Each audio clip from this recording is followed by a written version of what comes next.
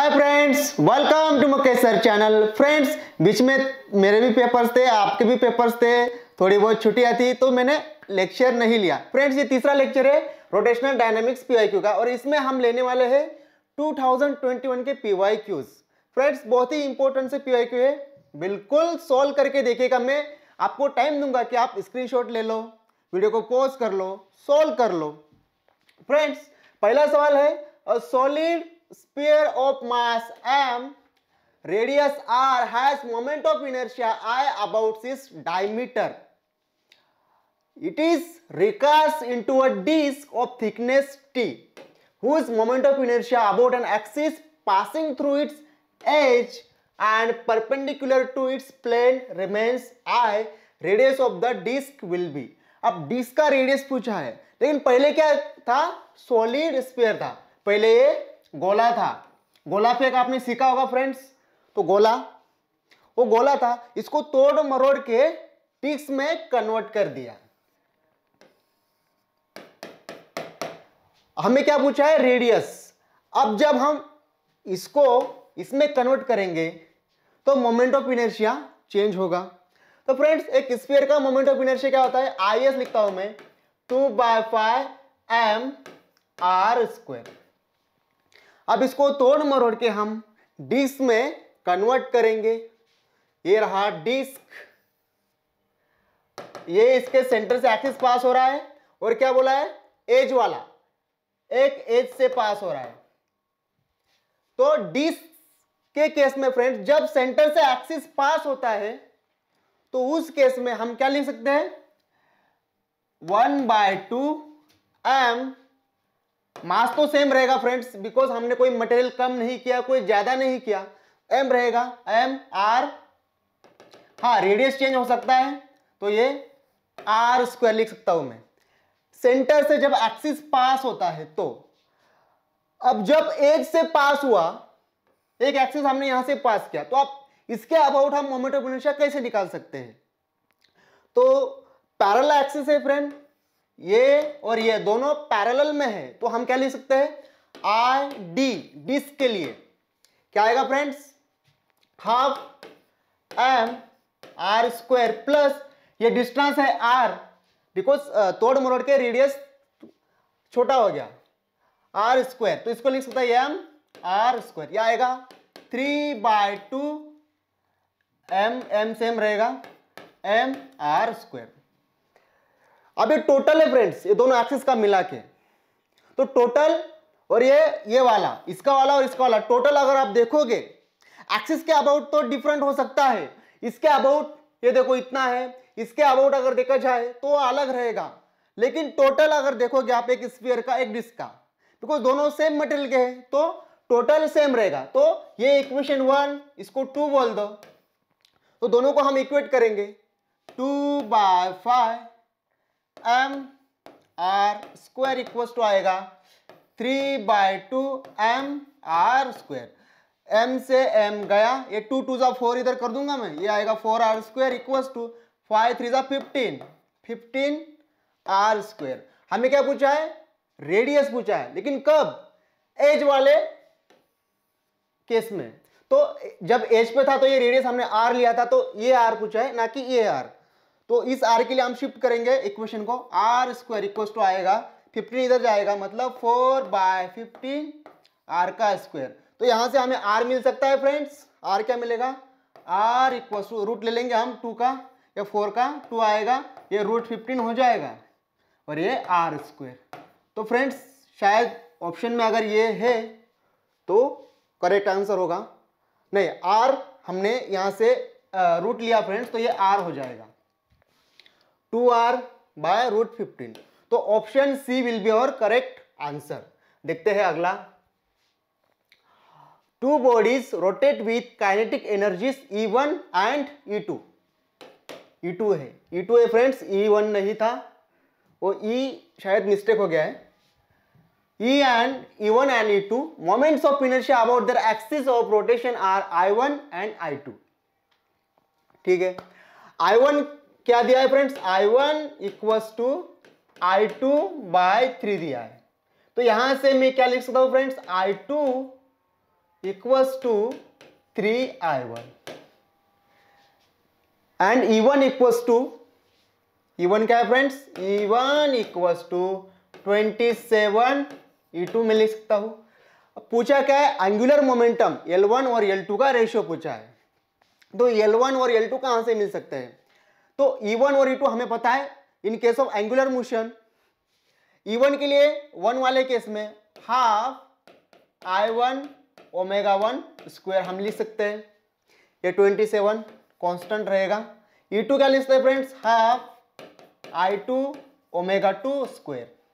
अब हमें I2 पता है तो I2 को हम पुट कर देंगे, हाफ I2 इक्वल्स तो ये I1 रहेगा omega 1 square equals to 27 into half I2 3i1 है तो 3i1 ओमेगा 2 का स्क्वायर, तो half half get cancel, I1 cancel, तो आएगा omega 1 square equals to 27 into 3 81 omega 2 square. अगर रूट ले लेंगे तो ओमेगा 1 इक्वल्स टू 9 ओमेगा 2, ये रिलेशन आया। लेकिन हमें पूछा है L1 बाई L2, तो I1 I2 हमारे पास है, ओमेगा 1 ओमेगा 2 हमारे पास है, तो L1 बाई L2 मिल सकता है friends. L1 by L2 equals to I1 omega 1 by I2 omega 2 equals to I1 omega 1 कितना है फ्रेंड्स, 9 ओमेगा 2, तो मैं लिखता हूं 9 ओमेगा 2 डिवाइडेड बाय I2 कितना है फ्रेंड्स, 3i1 और ओमेगा 2, ये ओमेगा 2 हो गया। अब omega 2 cancel, I1 cancel equals आएगा 3 जा 9 यानी 3 आया, L1 बाय L2 3 आया, यानी कि L1 कितना है 3 है, तो इसको डिवाइड बाय मैं 1 लिख सकता हूं, इसलिए 3:1 रेशियो आ जाएगा। तो 3:1 अगर ऑप्शन में है तो ऑप्शन बी हमारा करेक्ट आंसर होगा। अगर आपको पोस्ट करना है तो आप पोस्ट कर सकते हो, स्क्रीनशॉट ले सकते हो। अब देखते हैं अगला, a disc of radius 0.4 metre, ठीक है, डिस्क है भाई, आर मान लेते हैं, रेडियस इसका कितना आया 0.4 मीटर, मास 1 kg, ठीक है, मास मान लेते हैं, m equals to 1 kg, rotates about an axis passing through its centre, centre से एक्सिस पास हो रहा है, and perpendicular to its plane, plane के परपेंडिकुलर भी है। अगर ये डिस्क है फ्रेंड्स तो सेंटर से एक्सिस पास होगा, और ये जो प्लेन है इसका, डिस्क ऐसा नहीं है, डिस्क इस तरह है चपटा, तो ऐसे एक्सिस पास होगा, ये जो प्लेन हो गया उसका प्लेन के परपेंडिकुलर है। The angular acceleration of the disc is, alpha दिया है friends, alpha equals to 10 radian पर सेकंड का square. Then tangential force apply to the rim of the disc, rim यहां से हम इसको टेंजेंशियल फोर्स देंगे F, ये कितना होगा, ये जो पूरा रिम होता है फ्रेंड्स, एज वाला पूरा एज मिला के रिम, तो रिम को हम फोर्स देंगे, इस तरह घुमाएंगे, तो कितना लगेगा फोर्स, वो पूछा है। आप थोड़ा सा दिमाग लगा सकते हैं फ्रेंड्स, अल्फा है तो टो मिल सकता है, टो इक्वल्स टू आई अल्फा हम लिख सकते हैं, लेकिन हमें फोर्स पूछा है तो इसको मैं RF लिख सकता हूं, RF equals to I alpha लिख सकता हूं, लेकिन हमें फोर्स पूछा है, फोर्स मिल जाएगा। रेडियस है हमारे पास, हाँ ये बड़ा R माना है हमने तो R मान लेंगे, R है, ये पूछा है वो ढूंढ लेंगे, अल्फा है, I नहीं है, तो I कहां से आएगा, पहले I, इसको हम इक्वेशन 1 नाम दे देते हैं, हमारे पास बस I की कमी है फ्रेंड्स, I कहां से आएगा, तो डिस्क है, एक्सिस सेंटर से पास हो रहा है, तो उस केस में moment of inertia friends mi of disc, यानी कि हमने I माना है, I कितना आएगा friends, I equals to half m कितना है फ्रेंड्स 1, r का स्क्वायर 0.4 का स्क्वायर कितना आएगा फ्रेंड, मतलब 4 का स्क्वायर कर दो 16, और ये 10 टू द पावर, मतलब इसको मैं लिख दो 4 इंटू 10 टू द पावर -1, तो 16 इंटू 10 टू द पावर इधर हो जाएगा -2। अब इसको सोल्व कर लेते हैं, ये 8 आ जाएगा, 8 आ जाएगा, ओके। तो ये कितना आएगा फ्रेंड्स, 2 8 16। क्या कुछ गलत हो रहा है? m बोला था 1 kg 0.4 metre into 10 to the power -2, यानी कि इंटू 10 टू द पावर -2 आ जाएगा। तो ये कितना आएगा फ्रेंड्स, इसको इतने रहने देंगे। अब इसको पुट कर देंगे इस इक्वेशन में। r कितना है फ्रेंड, 0.4 f इक्वल टू आ जाएगा i कितना है, i तो ढूंढा है हमने, 8 इंटू 10 टू द पावर -2, और अल्फा कितना है फ्रेंड्स, 10। तो ये 10 टू द पावर -1 आ जाएगा इधर। अब f चाहिए, 8/0.4 इंटू 10 टू द पावर -1। इसको मैं इधर ले लेता हूं तो 8/4 आ जाएगा फ्रेंड्स। अगर इसको नीचे शिफ्ट किया जाए तो 10 हो जाएगा और 0.4 करके 4 बना देगा, तो ये 2 आएगा। 2 न्यूटन ऑप्शन में है, हाँ ऑप्शन सी ऑप्शन में है, तो ऑप्शन सी विल बी और करेक्ट आंसर। तो इस तरह डिटेल सॉल्यूशन दिया है। आप अगर फॉर्मूला आप अगर अपने दिमाग में रखते हो तो उतने आप टाइम बचा लोगे। आपको समझ में आना चाहिए, इसलिए मैं इतने फॉर्मूलास लिखता हूँ, डेटा लिखता हूँ। एग्जाम में आपको ऐसे नहीं करना है। एग्जाम में डेटा तो आपके सामने रखा है, सवाल में रखा है, वहां बस थोड़ा अंडरलाइन कर सकते हो। नहीं, ऑनलाइन अगर एग्जाम है तो कोई बात नहीं, डेटा सामने, बस फॉर्मूला दिमाग में रखो और आप सोल्व कर सकते हो जल्दी से जल्दी। तो अगर आपको स्क्रीनशॉट लेना है तो आप स्क्रीनशॉट ले सकते हो।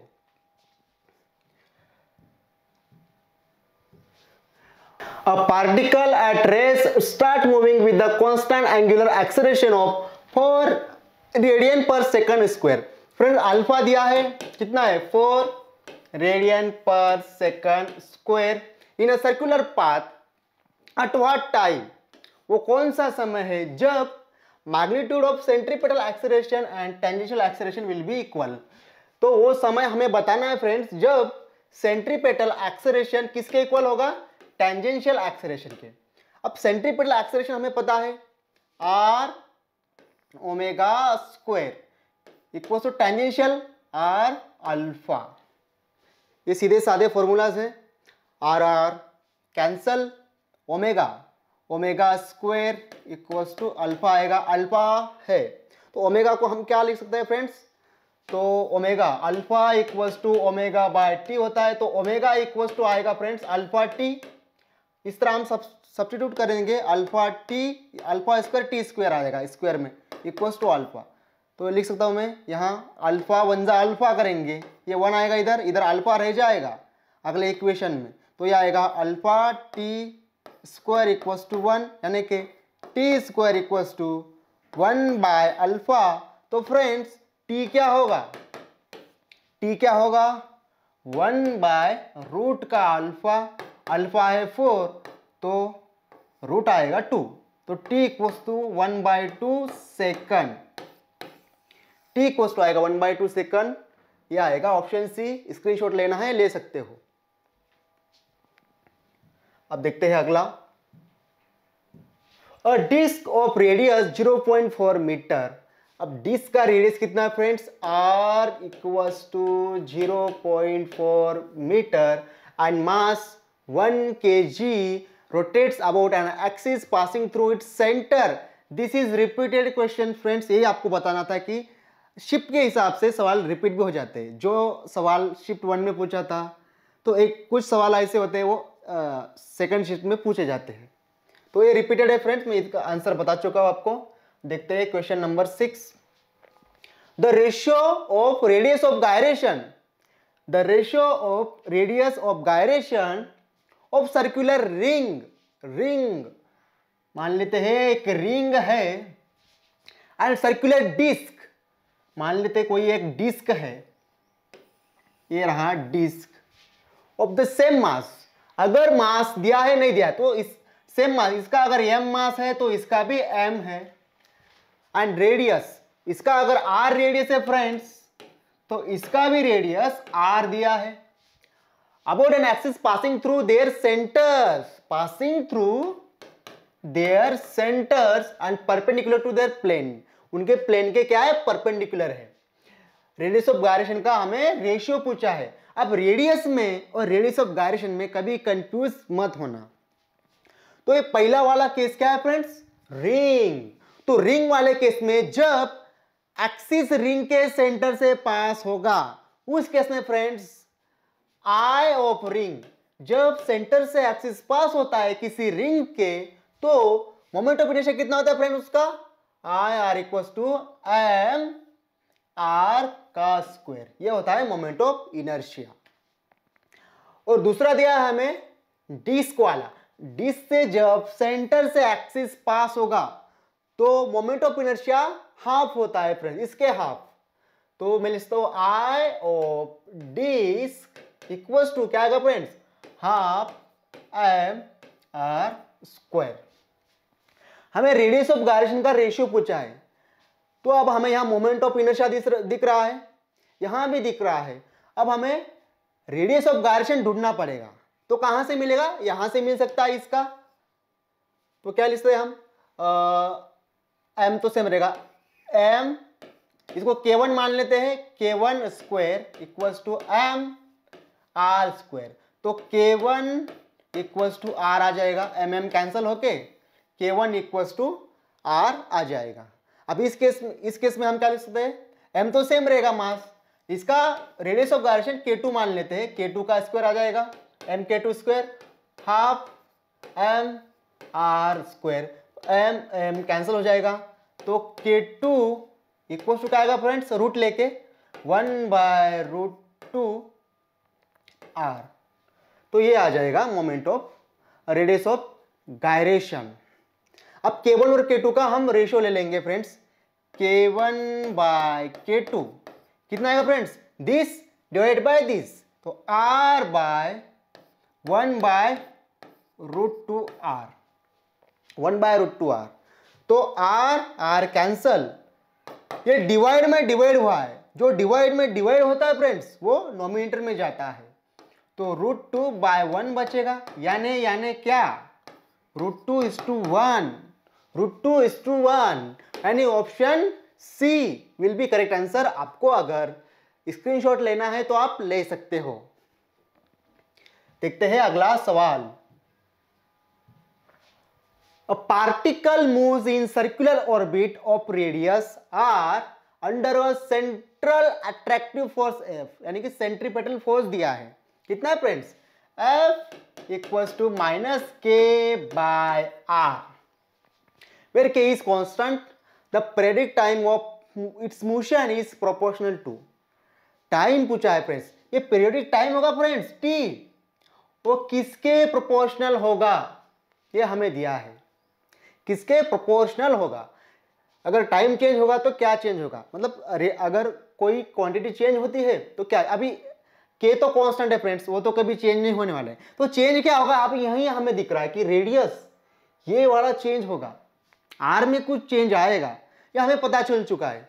तो बस थोड़ा दिमाग लगाएंगे, हाँ इसको इसने सेंट्रीपेटल फोर्स बोला है, सेंट्रल फोर्स बोला है, तो हमें पता है सेंट्रीपेटल फोर्स क्या होता है फ्रेंड्स, Fc mr⍵² या फिर mv²/r, दिस टू फॉर्मूलास, ये तो हमें पता है। अब किसी एक को यूज करके देखते हैं, इस वाले को यूज करके देखते हैं फ्रेंड्स। क्यों यूज करना है इसको, ओमेगा है, ओमेगा क्या होता है फ्रेंड्स, 2π/t होता है, तो वहां से t तो मिल जाएगा, तो हम इसे क्यों यूज करें, क्यों टाइम पास करें, तो इसको यूज कर लेते हैं। तो आएगा mr⍵² इक्वल्स टू -k/r, तो m ये 2π/t होता है, तो 4π² इक्वल्स टू -k/r। हमें फ्रेंड्स रिलेशन पूछा है, ना ही के इक्वेशन, इक्वेशन नहीं पूछा है, तो सब भूल जाओ, सब भूल जाओ, इसको भूल जाओ, इसको भूल जाओ, इसको भूल जाओ। r मैंने कहा था ना r चेंज होगा, तो r को r इधर जाएगा, मल्टीप्लाई हो जाएगा, तो 1/t² इक्वल्स टू आएगा -1/r², तो t² इक्वल्स टू आएगा -r²। तो यहां से हमें पता चल चुका है फ्रेंड्स, t रूट ले लेंगे तो t इक्वल्स टू आएगा -r। ये रिलेशन होगा फ्रेंड्स, हमने रिलेशन लिया ना कि इक्वेशन, हमने रिलेशन लगाया, तो t is directly proportional to -r, लेकिन यहां माइनस कहीं नहीं है, तो बस माइनस से हमें मतलब नहीं है, हमें r से मतलब है, तो option C will be our correct answer. The moment of inertia of a circular disc of radius 2 metre. ठीक है, रेडियस मान लेते हैं r इक्वल्स टू 2 मीटर, किसका, डिस्क का। मास कितना है फ्रेंड्स, 1 kg वाला। About an axis xy, about an axis xy, ये कोई डिस्क है फ्रेंड्स, इससे एक्सिस पास हो रहा है, passing through its centre, centre से एक्सिस पास हुआ xy, तो xy इसको नाम दे देते हैं। एंड परपेंडिकुलर से ये तो हमें पता है, of the disc is 2 kg metre square, 2 kg metre square, तो डिस्क का moment of inertia 2 kg metre का स्क्वायर, इतना हमें दिया है। अब पूछा क्या है, the moment of inertia about an axis, the moment of inertia about an axis passing axis parallel है टू द एक्सिस xy। तो ये जो xy है फ्रेंड्स, इसके पैरेलल एक एक्सिस पास हो रहा है एंड पासिंग थ्रू एज से बोला है, तो जो xy के पैरेलल से पास, इसको हम मानते हैं x डैश y डैश, या मानो मत, कुछ भी करो, कुछ भी नाम दे दो। तो एज से जब पास होगा फ्रेंड, तो उस केस में मोमेंट ऑफ इनर्शिया कितना होगा, ये हमें पूछा है। भाई दो एक्सिस पैरेलल दिख रहे हैं, देखो, तो पैरेलल एक्सिस थ्योरम भूलना नहीं है। पैरेलल वर्ड सुना है आपने, पैरेलल एक्सिस पैरेलल है कि नहीं, पैरेलल बोला है, बस इतना ही दिमाग लगा लो, हो जाएगा। अब क्या लिखता है friends, parallel axis theorem use करेंगे, I इक्वल्स टू आएगा mi about this plus mi about this, दोनों का एडिशन कर देंगे। अब सेंटर से पास होता है फ्रेंड्स, हम क्या लिख सकते हैं, डिस्क वाले केस में half m r square plus, अगर एज से पास हो रहा है तो हम सेंटर से डिस्टेंस लेते हैं। भाई रेडियस तो r है, मतलब ये डिस्टेंस कितना हुआ, r हुआ, मास तो सेम रहेगा क्योंकि डिस्क तो एक ही है, तो m r स्क्वायर लिख सकते हैं। ये आएगा फ्रेंड्स 3/2 m r का स्क्वायर इक्वल टू आएगा 3/2 m, m कितना है फ्रेंड्स 1, लिखो मत लिखो, r का स्क्वायर 4, कितना आएगा फ्रेंड्स 12/2 यानी कि 6 kg मीटर स्क्वायर, ये हमारा आंसर होगा, यानी कि ऑप्शन ए विल बी और करेक्ट आंसर। फ्रेंड्स आपको अगर स्क्रीनशॉट लेना है तो आप ले सकते हो।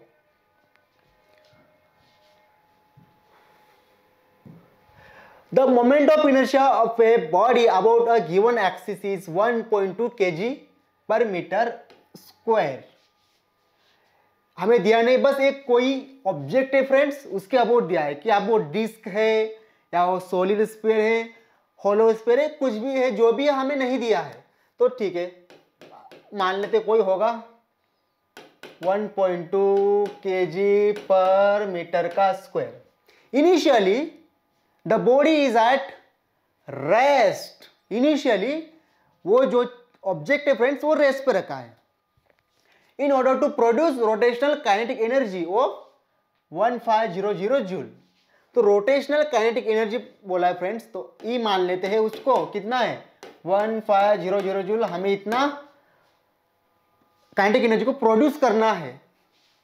And angular acceleration of 25 radian पर second square must be applied about an axis for a time duration of, तो हमें अल्फा कितना देना है फ्रेंड्स 25 रेडियन पर सेकंड स्क्वायर।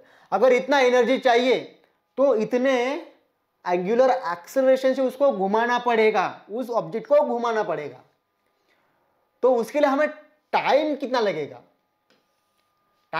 तो टी पूछा है फ्रेंड्स, आप लगाएंगे थोड़ा सा दिमाग। ई दिया है, ई से कहां लगेगा, ई इक्वल्स टू है 1500 जूल, ई होता है हाफ आई ओमेगा का स्क्वायर इक्वल्स टू 1500, ठीक है। आई तो पता है, आई है, ओमेगा नहीं है, हमें पूछा है टाइम, तो ओमेगा होता है 2 पाई बाई टी, तो half into 1.2 into 2 pi by T यानी कि 4 पाई का स्क्वायर डिवाइड बाय टी का स्क्वायर इक्वल्स टू 1500। अब देखो फ्रेंड्स, टी मिल रहा है, हमें मिल रहा है, या कैसे कर सकते हैं 1500 अल्फा, अल्फा का रोल तो नहीं आ रहा है, तो शायद ये गलत हो सकता है। अगर देखो मैं देख रहा हूँ सवाल, शायद ये मेथड इससे भी सोल्व होगा, लेकिन यहाँ पाए है फ्रेंड्स, तो थोड़ा डिफिकल्ट जा सकता है, तो क्यों ना कुछ अलग करें। ठीक थी, इसको शिफ्ट कर देते इधर। Half I omega equals to होता है फ्रेंड्स अल्फा टी, यानी कि alpha equals omega by t होता है। तो मैं यहाँ से भी मुझे टी मिल रहा है, तो अल्फा आ जाएगा, तो अल्फा में पुट कर दूंगा फ्रेंड्स, यहाँ से मुझे सॉल्यूशन जल्दी मिल सकता है। तो कितना आएगा friends, omega alpha square T का square equals to 1500।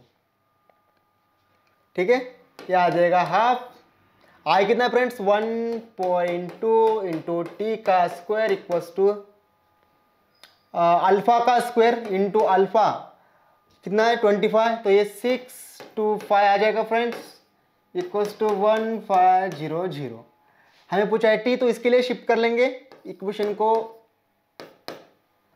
T square कितना आएगा फ्रेंड्स 1500, सब डिवाइड में जाएंगे 6 to 5 इंटू 1.2 डिवाइड बाई 2 था, तो ये मल्टीप्लाई हो जाएगा इधर। अब इसको सोल्व करेंगे फ्रेंड्स, तो थोड़ा हार्ड जा रहा है क्या, 12 कर लेंगे इसको, इंटू 10 to the power -1 लिख लेंगे, 2 6 12 लिख सकते हैं, 2 6 12, और सिंप्लीफाई कर लेते हैं 1500, ये 10 to the power -1 इसको 10 कर देंगे फ्रेंड्स, तो ये 000 हो जाएगा। ये 6 to 5 इंटू 6 इक्वल्स लिख सकते हैं, क्या करेंगे हाँ 3 2 जा 6, 3 5 जा 15, यानी कि 5000 ऊपर आ जाएगा, ये 2 आ जाएगा, तो ये और 2 से डिवाइड कर देंगे तो 2500 डिवाइड बाय 6 to 5।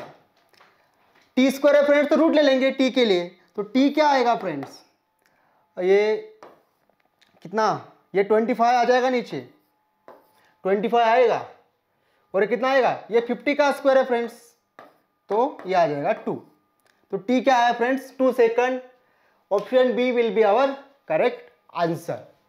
हाँ, आपको स्क्रीनशॉट लेना है तो आप ले सकते हो। अब देखते हैं अगला सवाल। This method was easy friends. A particle performs rotational motion with an angular momentum L। इस मोमेंटम से पार्टिकल रोटेशनल मोशन कर रहा है। If frequency of rotation is double, तो omega 2 equals to twice of omega 1, ये हमें दिया है।